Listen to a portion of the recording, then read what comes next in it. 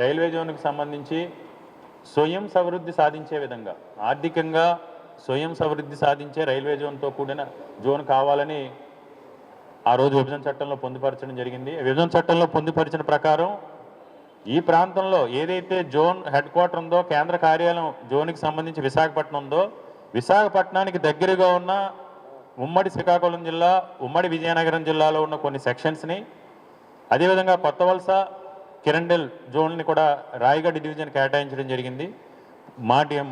మన demand KK line కానీ ఉమ్మడి విశాఖపట్నం జిల్లా, ఉమ్మడి శ్రీకాకుళం జిల్లాలో ఉన్న ఏదైతే సెక్షన్స్ని రాయగఢ్ డివిజన్లో పెట్టారో వాటిని విశాఖపట్నం డివిజన్కే కేటాయించాలని వైఎస్ఆర్ కాంగ్రెస్ పార్టీ తరఫున, ఉత్తరాంధ్ర ప్రాంత ప్రజల తరఫున, ఉత్తరాంధ్ర ప్రాంత ప్రజల ఆకాంక్ష, కోరిక, డిమాండ్. ఎందుకంటే కార్మిక సంఘాలు కూడా గతంలో చంద్రబాబు నాయుడు గారు కూడా 6 నెలల క్రితం కూడా దీనిపైన వినతి పత్రం ఇవ్వటం జరిగింది.